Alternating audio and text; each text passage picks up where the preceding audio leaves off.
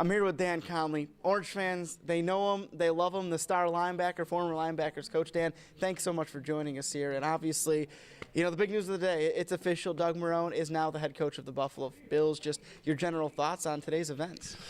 A little bit shocked, surprised. I found out yesterday, I had heard through some of my buddies I have in the coaching profession that he had some interest in, whether it was the Philadelphia Eagles, the Cleveland Browns, the Buffalo Bills. I was surprised that it kind of happened so fast.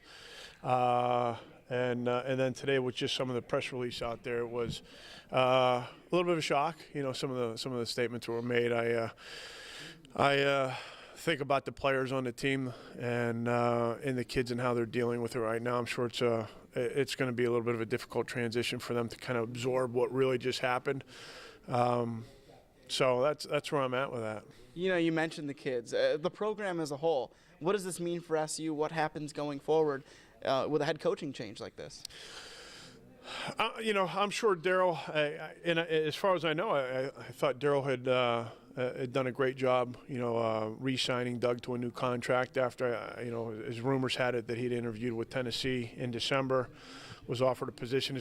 These are some of the things that I heard in the coaching world, and and Daryl came back and put a new offer on the table, and Doug was committed to, being the head coach of Syracuse for a long time leading into the ACC. So I think that's a shock for a lot of people, and again, going back to the players, the kids on the team, and the parents involved with the program, the recruits, it's going to be a shock. And I think that guys like Scott Schaefer, who, and guys on the staff, but Schaefer, my time with him at Syracuse, I don't think he got enough credit for the success that we did have the first 3 years of the program.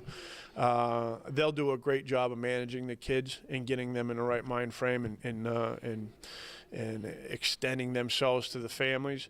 I know that Daryl and his team will go out and hire a great head coach. What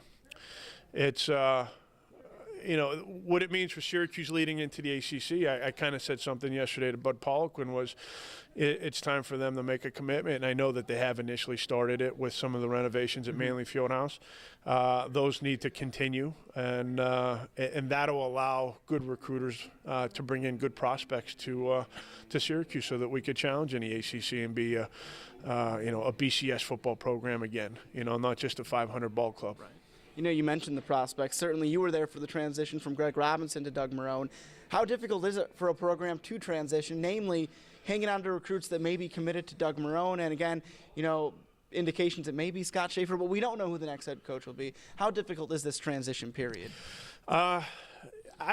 It's one of the, is it similar to the Schiano-Rutgers situation from last year where a team had won, the head coach was recruited by the NFL to go on, and, he's going to take 1 or 2 or 3 assistants?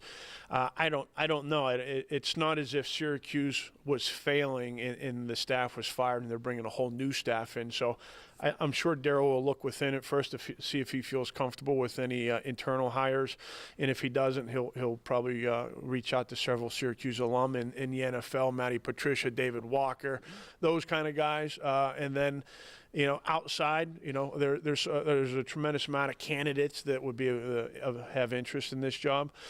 When Doug came in and I was retained from Greg Robinson's staff, I knew that one of the comments was made by Greg Atkins, who's probably one of the best recruiters in the country. He said, we're probably 2 years behind in recruiting. We came in, Doug came in and Greg came in and they wiped the whole recruiting board clean. Mm-hmm. They started over. And that's why we went from, we said, hey, we're only going to take 13 or 14 kids this year. And that was the Pews and the Lemons and that class. Right. And so I don't think a new head coach coming in is going to have to wipe the recruiting board clean. I thought Syracuse did a nice job of putting some good players on the board. I think it's important they get somebody in place quickly because there are good players that have expressed interest in visiting with some other schools. And, this is a dead period right now as far as I know through Monday through Wednesday, and then it'll start to pick up into a contact period again here shortly. So, in my opinion, and not being an administrator, I think they probably got to do something quickly to get things in place. Otherwise, it's going to be an uphill battle recruiting-wise. There's going to be a lot of people coming after some of those kids at Syracuse is assigned. So there you go. Well, Danny, thank you so much for joining us. You got it, Niko. My favorite guest ever. No offense to any other guests we've had here. Thanks so much for the time, Dan. You bet. Back to you, John.